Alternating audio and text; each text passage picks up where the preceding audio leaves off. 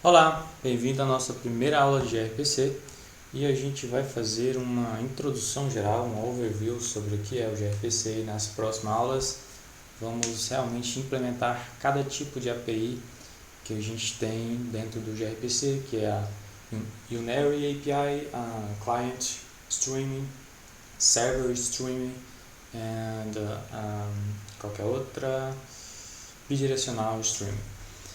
Então vamos lá. Falar um pouquinho sobre microserviços. Os microserviços, né, são construídos em várias linguagens para abrangerem qualquer área de negócio. Então, um exemplo básico, a gente tem aí um microserviços de vendas de curso em uma linguagem e eu tenho outro microserviços de promoção com cupom de desconto em outra linguagem. Esses dois microserviços se comunicam, por exemplo, um curso custa R$100, mas com cupom de desconto custa 50. Então esses dois microserviços se comunicarão. E temos outro microserviço de usuário em outra linguagem. Então nós temos vários microserviços em diferentes linguagens se comunicando entre si. Então esses microserviços eles precisam se comunicar e para isso eles precisam, né, vamos dizer, estar em sincronia com a API para trocar os dados, o formato dos dados, os padrões de erro e hoje o padrão mais escolhido, né, mais popular na construção de uma API é o padrão REST. Mas a gente aqui obviamente vamos abordar sobre o gRPC. Então quando a gente fala em construir uma API, nós precisamos pensar em vários pontos. Então é preciso pensar nos modelos de dados, tipo JSON, XML, etc. É preciso pensar nos endpoints que a gente vai ter, né? E quando a gente fala de uma aplicação web, esses endpoints são a URL onde o serviço pode ser acessado por uma aplicação cliente. Então suponha que você tem um site que armazena um cadastro de fotos, por exemplo. Um endpoint poderia ser este exemplo, meusite.com, API V1 Fotos, lista, né, de fotos. E para cada endpoint que você fizer, get, post, put ou patch, você teria que pensar em algo relacionado a isso aqui. Então é preciso pensar também como chamar esses endpoints, como tratar os erros, né? Então é um pouco complicado. Preciso também pensar na eficiência dessa API, né? A quantidade de dados que a gente consegue pegar somente com uma chamada. Precisamos ver a quantidade excessiva de dados, a quantidade de chamadas que você vai fazer, o uso, né, em diferentes linguagens, como é que eu vou dar suporte a isso. Então seria muito bacana ter um framework para fazer toda essa parte difícil para a gente e nós programadores ficarmos somente com a parte legal, e é aí que entra o gRPC para nossa alegria. Então aqui uma pequena comparação entre gRPC e REST. Eu não vou aprofundar no conceito de o que é cada uma dessas coisas, vocês podem ficar à vontade para pesquisar, é interessante. Então o gRPC ele atua em cima do HTTP2, já o REST em cima do HTTP1. E que é um pouco mais lento, né? Se eu não me engano surgiu em 1997, a gente tem usado até hoje, ajudou muito, mas agora teve essa evolução para o HTTP2. E a gente usa também no gRPC os protobuffers, então os arquivos eles são enviados e recebidos de forma binária, o que se torna muito mais rápido a comunicação, porque é um arquivo muito menor. Um exemplo, se você pegar, por exemplo, um arquivo JSON que aí com 50 bytes em binário no protobuf por volta de 20 bytes, um pequeno exemplo da diferença de tamanho. E também no gRPC nós temos a streaming bidirecional, ou seja, no REST o cliente faz somente um request e o servidor envia somente um response. Já no gRPC nós temos essa diferença, né, a comunicação ocorre de ambos os lados. Então, o que é, né, essa coisa maravilhosa chamada gRPC? Então, o gRPC é uma estrutura de código aberto de alto desempenho e criado pelo Google, faz parte da Cloud Native Computation Foundation, que é computação, né, a fundação de computação nativa em nuvem, né, e ele segue amplamente a semântica do HTTP2 e permite a Streaming Full Duplex, né, que possibilita a comunicação entre diferentes sistemas via uma conexão de rede. Então, um ponto de grande impacto é o ganho de performance ao trafegar, por exemplo, um payload muito grande, visto que o gRPC, a comunicação é feita em binário, como eu já disse, e traz uma melhora enorme na performance, que pode ser até 7 vezes mais rápida na resposta de dados e até 10 vezes no envio. Então, isso deve principalmente ao empacotamento compacto, né, dos protobuffers e ao uso do HTTP2 pelo gRPC. Então, a proposta do gRPC é que o cliente interage com o servidor por meio, né, de chamadas de funções simples, né, ou seja, de interfaces de código geradas automaticamente pela própria aplicação do gRPC. Então, você define as mensagens dentro do seu protobuf e gera todo o código que você precisa para essa comunicação.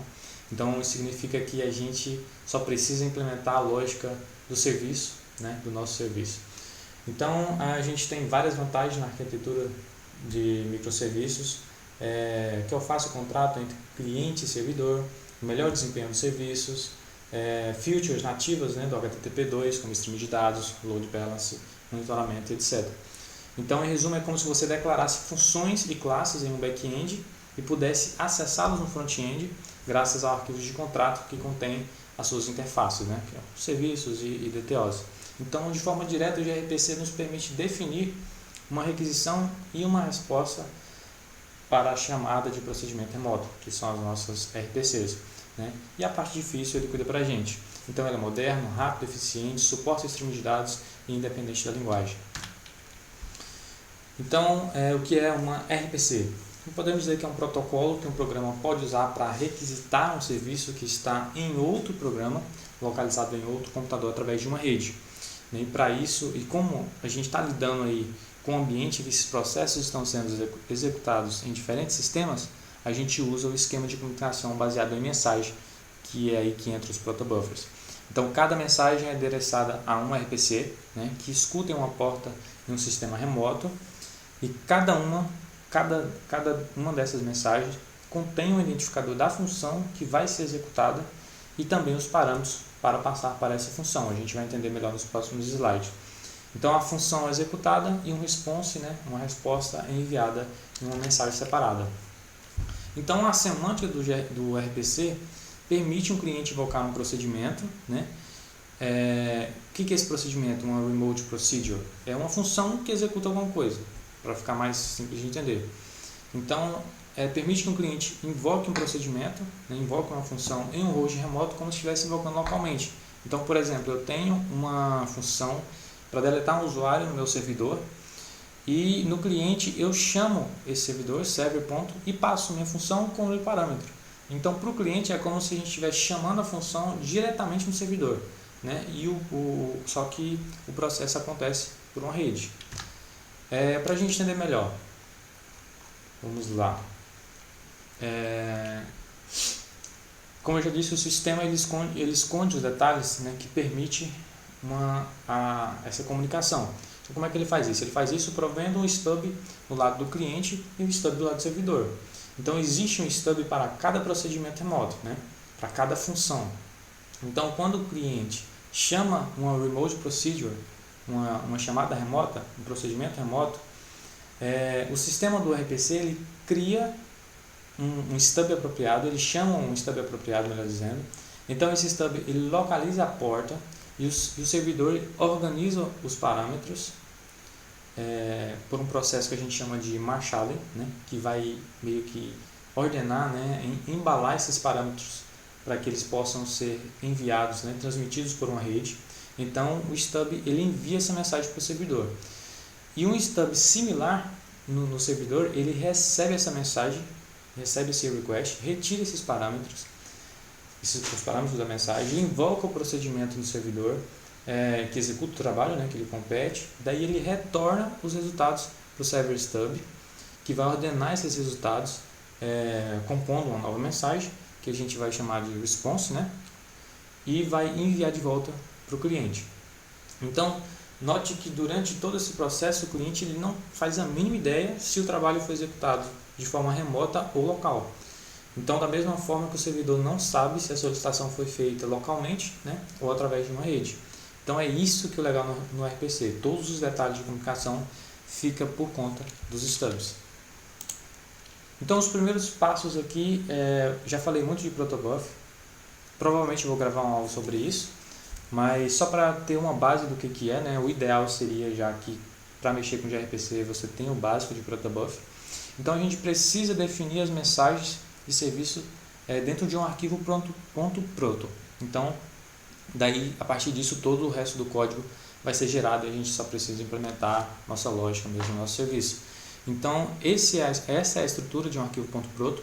Nós fazemos dessa forma: message, definimos o nosso request, passamos os nossos parâmetros, né, os nossos campos aqui dentro, definimos a nossa response e definimos o serviço. Então esse aqui é um exemplo de uma API, né, Unary Request. Então a gente passa o request e retorna o response e define o nosso serviço e gera o código a partir disso.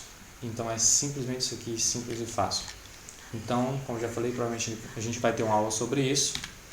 Então o gRPC é o futuro dos microserviços, futuro que já está no presente, né? Então grandes empresas já aderiram, como o Google, que é a própria desenvolvedora, eles usam isso no serviço deles em nuvem, que é o PubSub, muito legal também. A Netflix, porque eles têm um grande tráfego de dados, então quando a gente sempre fala de Big Data, pode pensar em gRPC também para melhorar essa comunicação, né?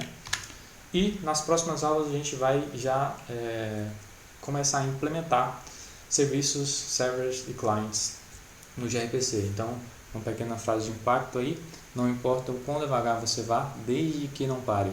O sucesso é o acúmulo de pequenos esforços repetidos dia a dia. Fiquem com Deus e até a próxima aula.